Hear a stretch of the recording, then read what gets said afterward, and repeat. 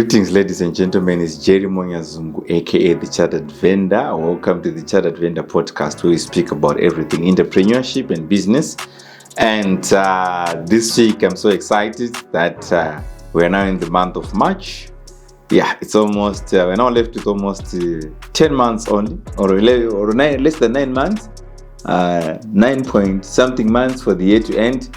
So what I've discovered is most of the people, as especially in Zimbabwe or even in Zambia, when you ask most of the questions and you say to the entrepreneurs, how is business? The first thing is the economy is not okay. Things are very difficult in the economy. Yes, it might be the truth, but is it true that it's only about the economy? I've actually written a book which I'm going to publish this year, which is called Why Business Fail in Africa. And in that book, actually, I'm saying 99% of the reason why businesses are failing in Africa, it's mostly to do about internal factors rather than external factors. Why do I say that? If you look at it, I was talking to someone, one of my client, he's from Netherlands, and he actually said, these guys are charged 45% tax on income tax. And he also has his partner who is from Italy. Shout out to Dr. Ippolito. He actually said taxes in Italy, it's more than 60%. You look at it, 60% income tax. But let us compare now in Africa. In Zim, tax is almost 25%. And if we put a bit of age levy, 25.75%, as compared to 60% in Italy. But the question is, and also if you look at the tax laws in Zimbabwe, the tax laws in most of the African countries are a bit relaxed. We don't have systems which can check and calculate taxes as soon as the transaction is done. Probably we're going to get there, but now we are not yet there.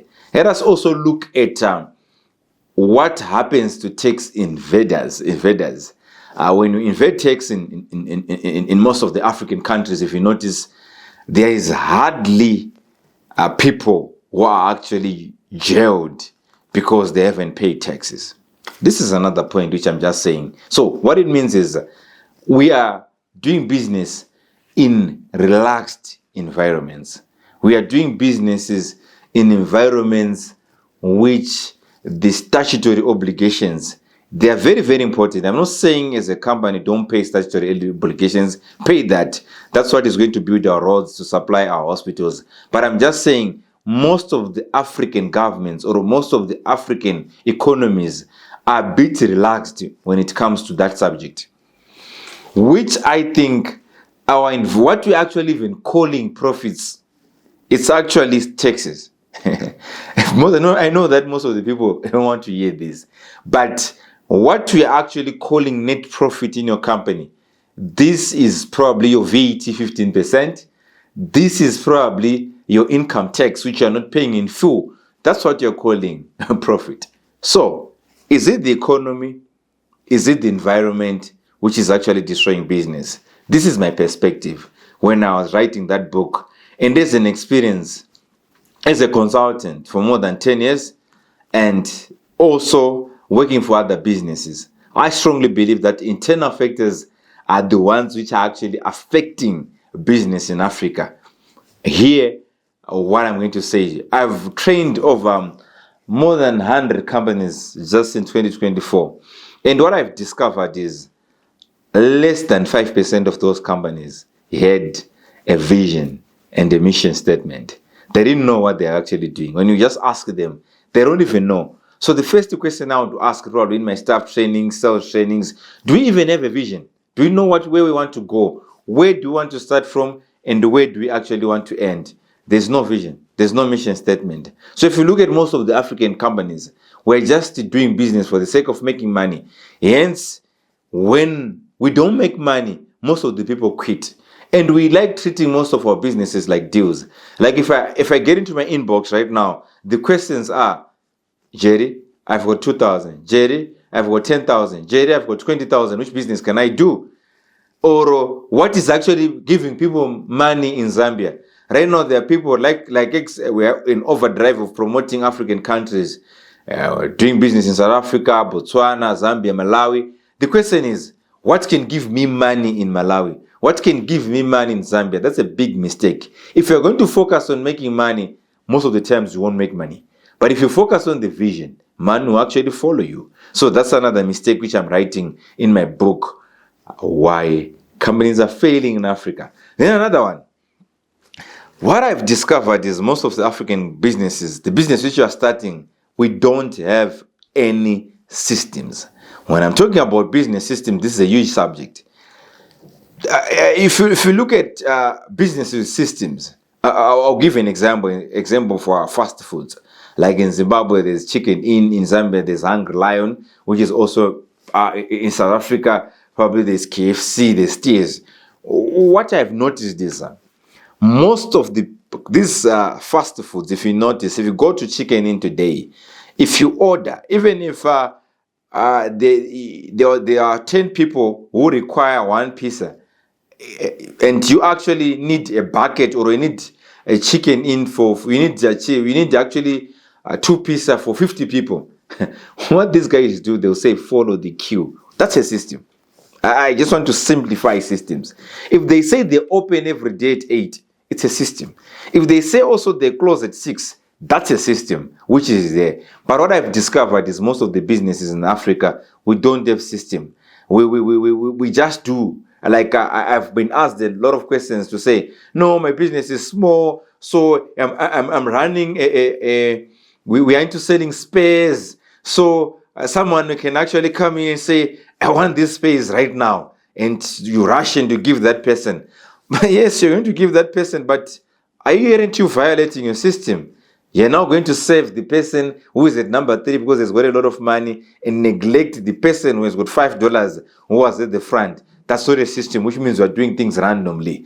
And also, if you want to say that your business is lacking systems, even if people want leave days, you look at the faces. You don't look at whether someone is going to leave days or not. What you look for first is to say who is actually asking for a leave day, or are you excited that day or not. That's not a system. A system, whether you are sad that day, whether you've lost a relative that day, you are required to do what is being required by a system. Let's look at the airlines. When they say they're leaving at 10 to 7, going to Zambia, going to Dubai, that's the time they will leave. That's a system. So that's what I'm saying. We need to build business systems. A systematic way of doing things in our business is lacking in Africa. We do things randomly. We don't create budgets. We don't even know the profit which you're actually making. Even if you're watching right now, I want to ask and challenge you. Comment in the comment section. Do you know your profit up to select last end? Probably not. So, number 3. As much as we are blaming the economy, as much as we like to blame the political environment, you can blame it on anyone. But what I've discovered in Africa is we are reluctant. If you look at it, we are reluctant. You notice that the same company which is saying, we are broke, we don't have a lot of money, we are failing to even pay salaries, that's the same company which is actually promoting like work-life balance. I don't get it. What life do you want when you don't have... what work-life balance are you going to get when you don't have the life itself? Yes, as much as you want to go and play with your kids, as much as you want to go and play with your wife, but the question is, does your wife really tolerate a broke husband? Does your kids, are the kids going to be entertained? And when they ask you for ice cream, you say, don't worry, the economy is difficult, but it actually values work-life balance. I guess those kids are going to kick you out of the house. So I don't think even wives who are out there, you can also put it in the comment section. Ladies who are there, who are here, wives, probably even unmarried ones. Are you able to, do you like broke husbands? The people who will say, I'm there for you, I can be there for you 24/7, but when it comes to actually take care of your hair, they don't have a cent. So in Africa, it's about mindset. It's about how we shift our gears when things are not well. We're supposed to be working very hard. I still remember when you look at even President Obama, you look at even President Trump, when they were actually campaigning, they knew that they're campaigning and they want to be presidents of America. I still remember Trump actually did almost 909 rallies in about 6 months. So it means there's no resting there.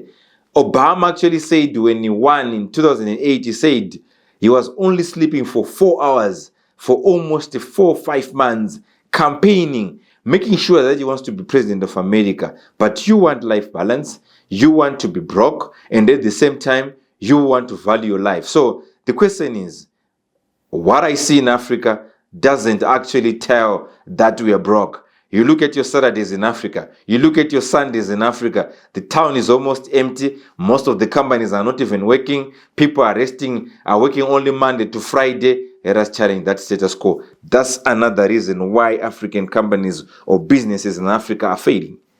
And my fourth reason, what I've also discovered is most of the Africans we are coming from poor backgrounds. We're coming from the rural areas. I come from Motsomba. That's 40 kilometers from Tari.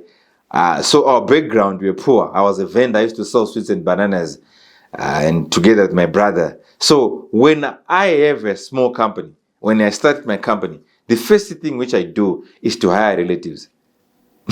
Hire relatives. Are you working with your relatives there? If you're working with them, it's okay. You can actually also give us in the comment section, how is it going with your relatives? So when you hire your relatives, and I'm not saying hiring relatives is bad. I'm not saying working with relatives is also bad. But I'm saying working with relatives poses a lot of challenges, especially in terms of professionalism. Because most of the times we'll be now taking those for the sake of just taking someone and bringing them at your workplace. We don't vet. We just bring in someone because he's your relative. And most of the people I tell you right now, they're in tears. I also experienced it. It's very difficult. When you hire a relative, they are so entitled. They think that everything which you have, they're supposed to also have it. They challenge much of your decisions. They feel like you cannot do anything to them. When also the divorce is going to happen between you and your brother, you and your sister, you and your cousin, it's going to be nasty to the extent that sometimes in the family you no longer greet each other, and sometimes even it actually goes on and on and on probably for the rest of your lives. So when you're hiring mistakes, and when in Africa most of the times our hiring is based on emotions, it's not based on logic. So we want to be running businesses which are run on logic, and we need to be prepared.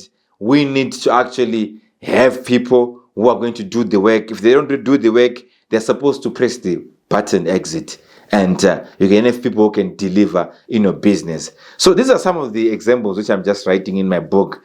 And I'll just probably give you the last but not the least. But I've got plenty of them in my book. Another reason why what I've noticed in most of the African businesses is we don't value paperwork. Most of the African businesses, we only do paperwork when it's required by certain, probably it's required by customers.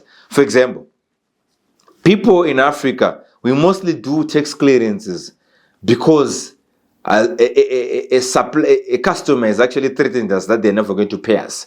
That's when we now do a tax clearance. Some of them, we even register also companies when a tender now says we require company documents. And when you are partners in a business, it's a must to have a shareholders agreement. But almost 100%, almost 99% of companies in Africa don't have shareholders agreements. But when problem starts now, that's when you see why a shareholders agreement was of importance. We don't value documentation. Most of the business owners right now, as I'm speaking to you, including probably you don't have a trust, a family trust, which is going to protect you, which is going to protect your business, which is going to protect the major beneficiaries of your business, who are your family. So we only require documentation when it's needed. That's why you notice that right now, even a driver's license, you only take a driver's license when you have a car. How many have actually done that? You wait until you have a car for you to take a driver's license.